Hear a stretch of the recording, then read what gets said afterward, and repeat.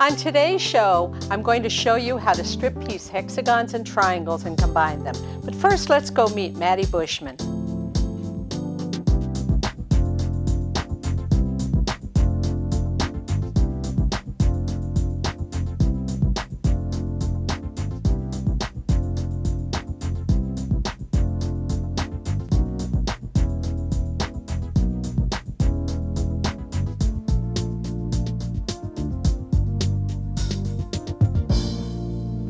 Before I get to my hexagons, I'd like you to help me welcome back my guest, Maddie Bushman. Hi, Maddie. Hi, Kaye. Thank you so much for having me back. You know what a thrill it is for me to be here with you. I just love it.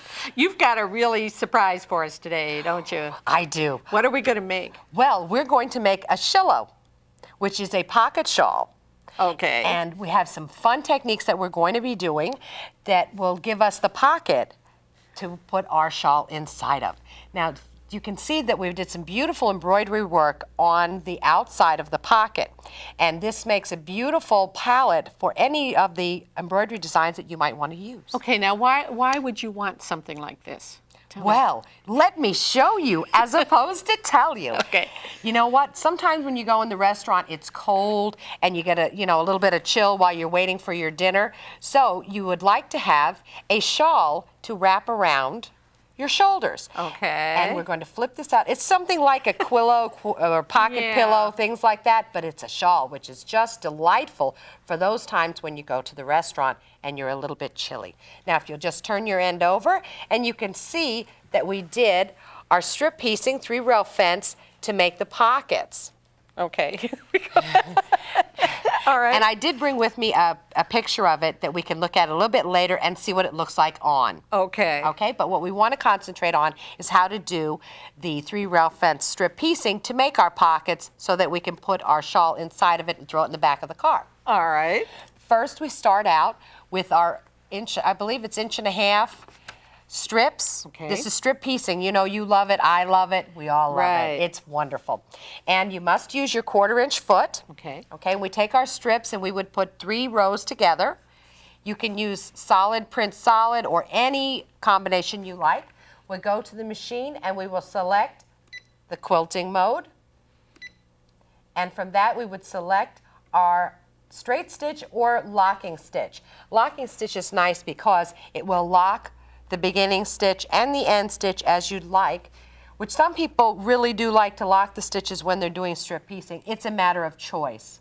Okay, so then but make sure you have that 1/4 inch foot on there, and then you can see how it's locking, and then it advances, and then let's assume that we're at the end of it, and we just press the return, and see it takes the stitches right in place, which is wonderful. Isn't that great? Yeah. I love that. For when you want to lock stitches. Now you would sew the 3 strips together, but not like this because I did wrong sides together. But that was just for demonstration purposes so that I could show you the stitch. Okay, you always sew right sides together. Then after you've sewn your 3 strips together, then you would cut them into blocks. Into squares, and then you can arrange them in any direction that you would like, whether it's vertical or horizontal, and it makes a nice design. Let's take another look at that design that we had there. Now, isn't that nice? And the colors go beautifully. And you know, this is fleece, and what a wonderful way to keep your shoulders warm when you're in the restaurant.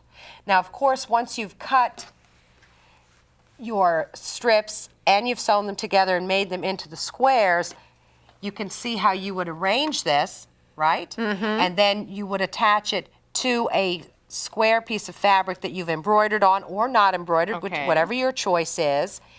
Now, we are not going to feature at this time the serger, but we did serge this together. Okay. And this is a real easy project, and it takes less than 1 yard of fleece to make it.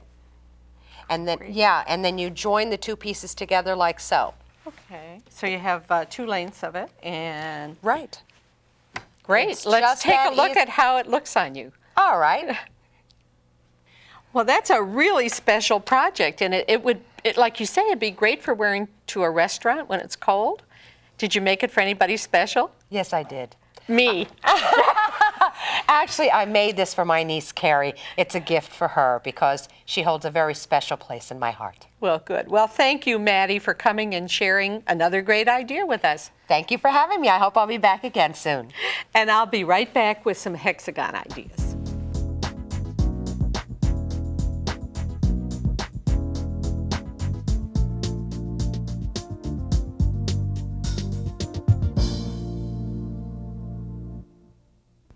Today we're going to combine hexagons and triangles, and everything's going to be strip pieced. And I think you'll find that it might be a little bit easier than some traditional hexagon designs. But let's take a look at the quilt first right here. I've used lots of different colors in there, mainly green. That was my theme that I started with. And I know a lot of you tell me as I travel around the country that you have trouble selecting fabrics. And so I thought this might be a good one to show because there are so many different fabrics in here. And I think you'll find that if you use more fabrics, then they work together better than if you try and stay with just 2 or 3 fabrics. Now, I also have triangles in here. We have the green hexagons, and for each of the triangles, I tried to match a color in that hexagon. I didn't pay any attention to the other hexagons, just the individual hexagon. And this is the design or the pattern that we're going to put together into our quilt. It's a hexagon with 2 triangles. Triangles match this fabric, but maybe not another fabric. All right, let's talk about the greens. Here I have all of the greens that I've used, and I wanted to find a range of colors from the dark to the mediums, and this is going to be my light color. And I have one more right here, and I had run out of that fabric, but you can see that light color. So I actually have 6 different greens that I've used in my particular piece. I also tried to get some medium and small prints, and you'll notice none of the hexagons are solid colors, but all of the triangles are. So we started with these pieces, and let's look at how we're going to cut our hexagons first. I'm going to work with this particular strip. All of my strips are cut the same width, and it happens to be 3 inches, but if you want 4 inches, that's fine. If you want 2 inches, that's fine, because the strip techniques that I'm going to show you will work with any size at all. But because I wanted to work with a 3-inch, I cut a 3-inch strip. And then what we need to do is to fold this in half. Doesn't matter if it's right size or wrong size. We're going to fold it in half, and then we need to crease this with an iron. So let's go and do that. Just put it right here on the ironing board. Fold it in half. Just give it a crease. All right. Now we lay that right on our cutting board, fold it in half. And I'm going to use the Star Maker 6 as my template. And we'll put the point of it right at the top of the strip. And this is why it will work with any size hexagon. Because after the points here at the top, we need to mark where the fold is. And of course, the fold, where the fold is, will change depending on whether we have smaller or larger pieces. So I'm going to take a piece of static sticker, which will just stick right on my ruler, line it up right with the fold, and then move that piece of static sticker so now it's even with the top. And with just 2 cuts, we have perfect hexagons.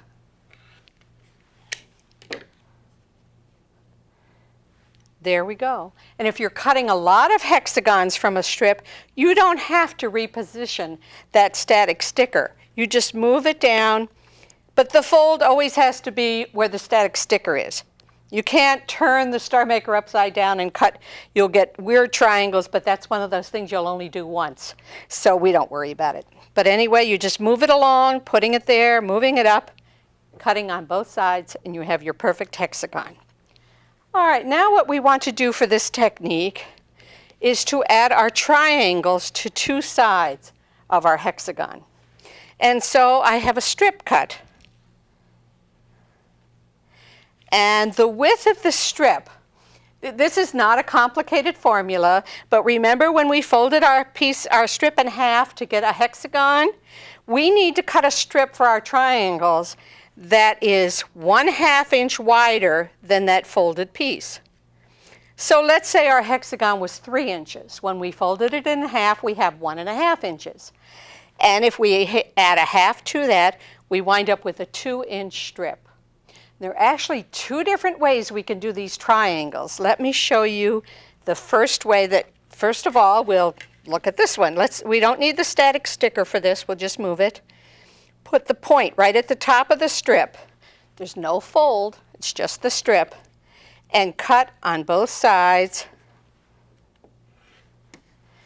And you have the triangle that we need to place right here onto our hexagon. Now this is a case where you can use all of the fabric, turn it upside down. Let me just turn the fabric over here so I can cut with my right hand. Here we go. Line it up. Now we have lines here that need to be parallel to the bottom or top of the strip, and the point always has to be at one edge of the strip. And we'll just cut more triangles. And for each of our hexagons, we need to cut 2 triangles. And the triangles are going to be placed here and here. Now, when you cut your triangles this way, gives you a chance to find where the straight of grain is. That way there's no stretch. Look what happens when I turn it. We have stretch. Okay, I like to put the straight of the grain even with the top of my hexagon, so that when we finish the piece, all of the tops, all of the bottoms will have a straight of grain. Okay, there's our straight of grain, so that will go this way. So let's go ahead and sew these 2 pieces together because we need to match them up. Now, if you've watched my show before, you've seen how I match pieces like that up. We just put the triangle right on top of the hexagon. And if I take a pin, you can see this is where the needle needs to come. Right where the green and the pink cross. The 1/4 inch needs to be right there. You can either mark that somehow, or you can use the needle of your sewing machine. We'll use a 1/4 inch foot right here on the edge. The needle will come right down where those fabrics cross. If it doesn't, then you need to shift the fabric, not the needle, because that's where you have to start stitching. And again, at this end, you will sew right off there, a 1/4 inch they should cross. So let's go ahead and do that. And you can chain stitch from one to another to get a lot of these done. But if you're working with all these different colors, I would suggest maybe you do all the same color first. So we'll just do one. And when we open it up, we would press it, and can you see how it lines up perfectly on both sides by matching it.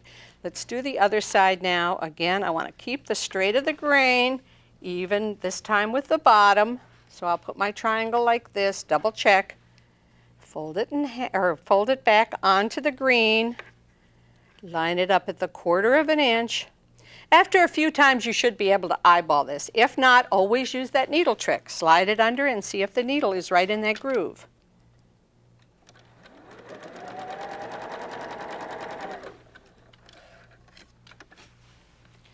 Okay, and here we have our piece. Let's go over now and press this. And I like to press my seam allowances, as you can see from this one, toward the hexagon. If you pressed it away from the hexagon, see what you'd get, little ears here on the edge of the triangle. That's a good way to remember it. So we'll just press it. And I always press from the right side. So I'll just press my piece, fold this over, press this. And now I have one of the units ready to put into my quilt. Now let's take a look at how they're arranged.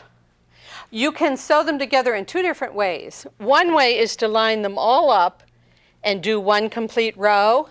But you know, I found out there's a lot easier way because it's easy to get your colors mixed up and we want to keep them. We also have other rows in this quilt. Let's take a look here at this dark pink And if you look at the row this way, that's a lot easier to keep all the colors together because they're all the same. So I have a bunch of these triangles, and what we're going to do is line them up just like this. Here, that one, let's just get another one. That seam allowance wasn't pressed. See how it lines up hexagon to triangle, hexagon to triangle. So we'll fold that in half. Again, we have the two fabrics crossing, and they need to cross right at 1/4 inch. That's where the needle will go down. And here we have a matching that we've shown before on the show, where you have triangles. So in order to see that, I need a raw edge and a seam line. So let me just pull, see that seam allowance on the back? If I push it this way just to line it up, it will line up right with the seam line on the top. And after it's in place, I can just release it and let it go where it should. Okay, so let's sew that together. Again, use the needle to determine that 1/4 inch where they overlap, or eyeball it if you've done enough of these. Take a few stitches, line up this piece right here, and continue sewing, and you should come off right at 1/4 inch. And then we would pick up 2 more and chain sew. Let's see, here we go, right here. And again, we line it up the same way. And pretty soon we have groups of 2 sewn together, and then we go 2 into 4, and we have our whole rows sewn together. And the whole row is sewn together just this way. Let's cut these apart. You can see how the row is. You can see where your seam allowances should just line up. You know, that's a tip worth just practicing. What I suggest is you just cut, maybe take some muslin or some fabric that probably you're never going to use for anything. Cut some triangles, some hexagons, sew the triangles on, and practice how to piece those pieces together so that you don't have to pin. Okay. So you can see how your rows are going to be just like that, all the way down, as many as you need for your project. And of course, then we have a row of each color. So that's how easy those pieces are. Now I have a few other things to show you with these pieces. Let me just get this. We're going to do a star. This is a real quick project. Look at this star. That's nothing more than these pieces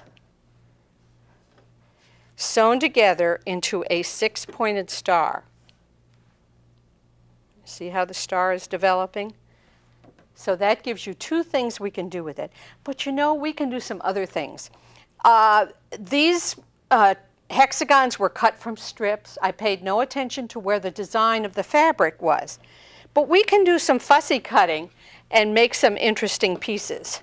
So let's take a look at that. I have some pieces ready to go. And the first thing I want to do is fussy cut my hexagons. You know, I learned a long time ago that's pretty hard to do when you cut strips. So I have this fabric with all these planets on it that I found. And when I say found, I mean find. You know, most people probably buy fabric for a project. I go to my stash, so I actually do find my fabric when I want to use it. Okay, here's the piece that I want to use. And I want to cut it just like I have this one cut. So we'll get the angle. Okay, we have this piece down here, this piece here. So I'm going to cut 4-inch hexagons. But I want this planet with the rings around it, must be Saturn, I guess, to be centered in my 4-inch. And we'll get it lined up here. Okay. That should just about do it like that. Well, now I want to rotary cut it. I can't rotary cut inside here to cut this piece. So I'm going to take this smaller hexagon, place it inside, remove it, and now I can rotary cut around it. We'll just cut all the sides.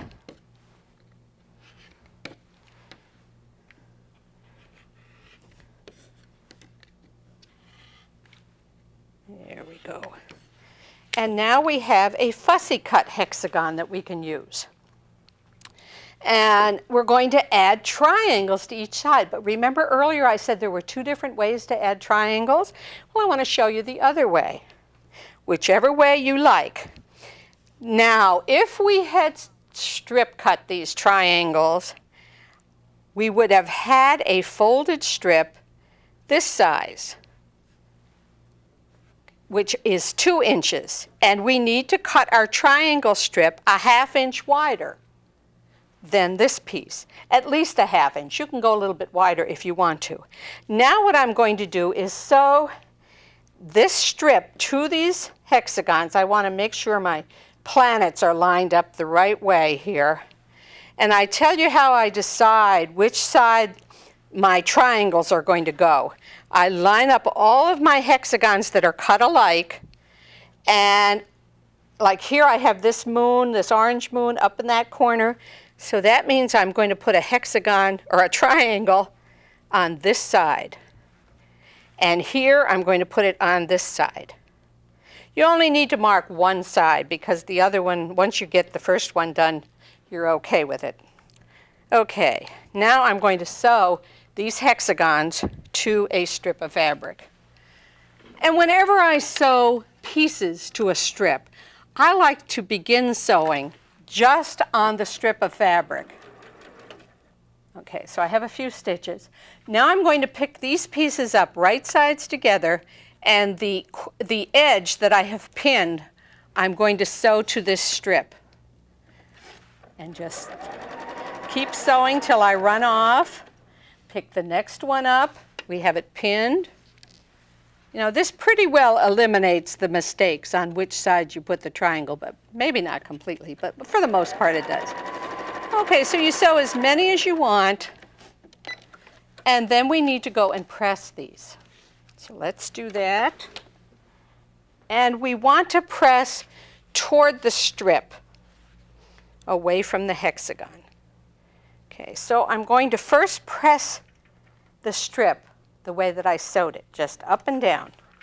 And then with the iron, I'm going to let the weight of the iron just go right straight across my strip. And then we're ready to cut our triangles. And we'll use the Star Maker 6 and line it up. Let's turn it around this way so you can see it. The edge of the Star Maker 6 lines up with the edge of the hexagon. And we need to keep it parallel to these lines. Now, if I have more than 2 or 3 to cut, I also like to put static sticker right even with that seam line. Okay, then I'm going to cut my triangles.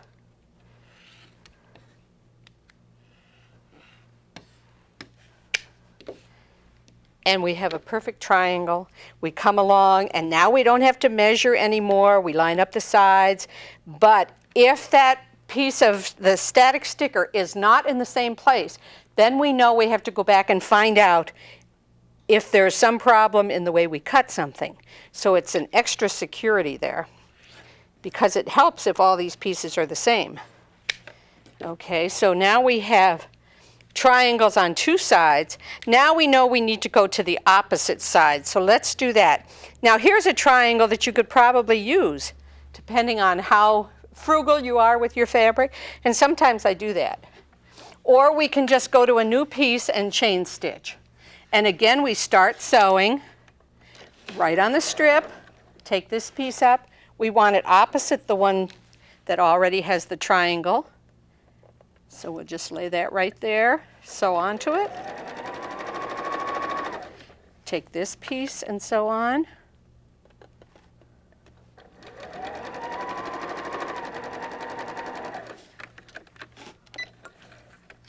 And go press.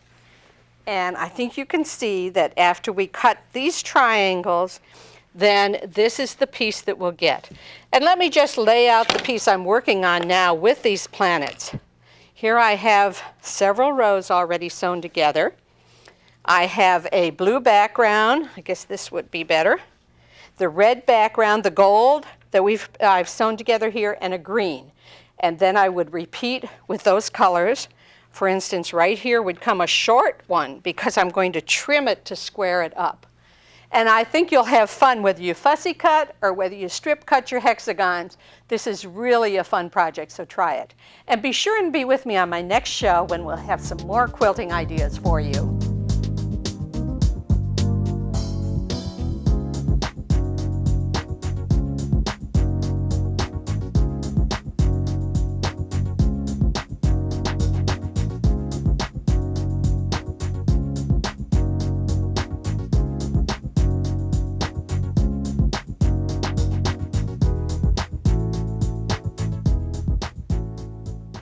For information on today's main demonstration, call 1-800-248-KAYE.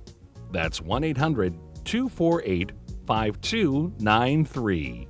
Or write to us at Kaye's Quilting Friends, Post Office Box 456, West Branch, Michigan 48661. Please remember to specify the program number.